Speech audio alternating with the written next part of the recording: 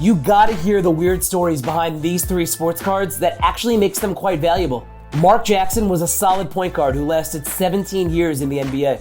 He never really got much love when it came to his sports card demand. But who are the mystery men in the background of his random 1990 Hoops card, which makes it a $500 card? Sam Vincent was a no-name backup point guard who averaged 7 points per game. So why did his PSA 10 Hoops card once hit $1,300? Billy Ripken was injured for most of his 12-year MLB career, and he didn't really do much on the field. But look closely and you'll see why his 1989 Fleer card fetches almost $1,000.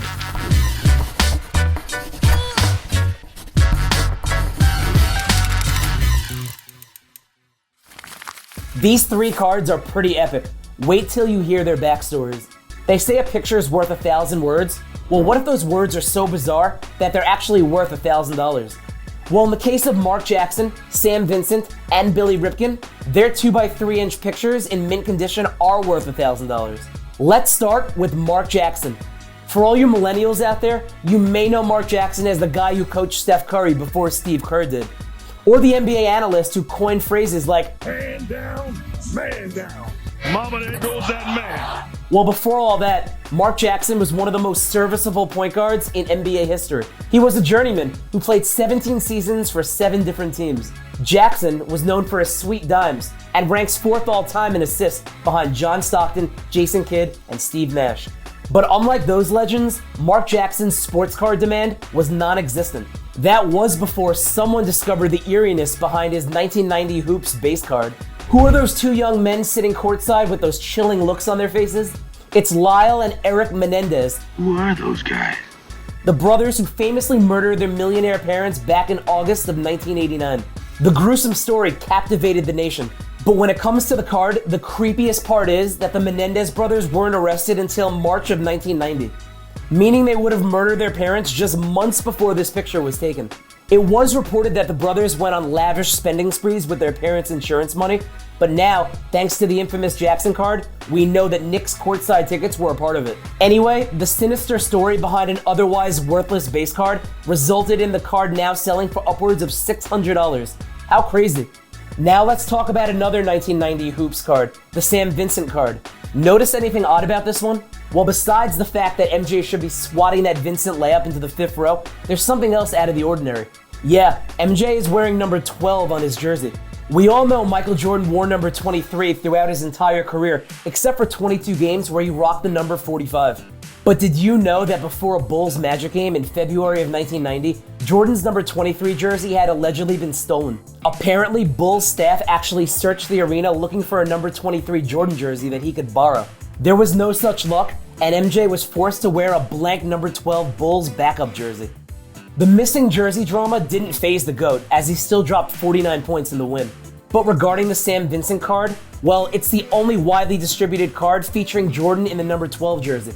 Upper Deck came out with a tribute set right after Jordan retired in '99, which also featured a card where the GOAT rocked number 12. But the 1990 Hoops card is way more iconic. So iconic that a PSA 10 sells for roughly $500 and peaked at $1,300 last February. Just for context, the highest a Michael Jordan PSA 10 card from the same set has ever sold for is just over $1,200. Ironically, MJ hired Sam Vincent to coach the Bobcats in 2007, only to fire him a year later. Regardless, Sam Vincent still has a slight edge on MJ when it comes to whose NBA Hoops card sells for the most. Lastly, we've got the famous Billy Ripken card. At first glance, it just appears to be a normal base card. But look closely, and you'll see the expletive face written out on the knob of his bat. Billy is mostly known for being the younger brother of the Iron Man himself, Cal Ripken Jr. He had a decent 12-year career that was mostly plagued by injuries. But I'm telling you, his legacy lives on in the form of his 1989 Fleer card. According to Billy, that bat was only used for batting practice, and he wrote face on it to distinguish it from all the other bats in the bat room. Now, Fleer attempted to correct their mistake by removing all error cards from distribution, but tens of thousands had gotten out. Fleer even released multiple variations of the card just to cover up the profanity as hobbyists try to collect every card. Then rumors began to fly that Cal Ripken Jr. actually wrote the slogan as a prank, or that Fleer did in fact notice their mistake, but they let it slide as a marketing ploy. Either way, the card is pretty epic. There's even a website called BillRipken.com solely dedicated to the story of the card, as well as a beer served at a Maryland brewery called Puckface, another tribute to the Ripken card. Bottom line, the card in PSA 10 form sold last week for just under $1,000.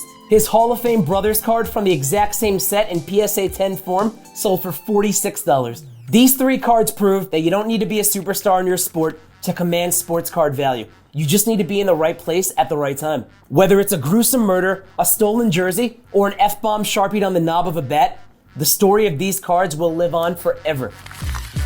Thanks for watching. If you like this video, make sure you tune in on Wednesdays at 6 p.m. Eastern to Mint Conditions Live on Twitch and YouTube. And don't forget to hit subscribe.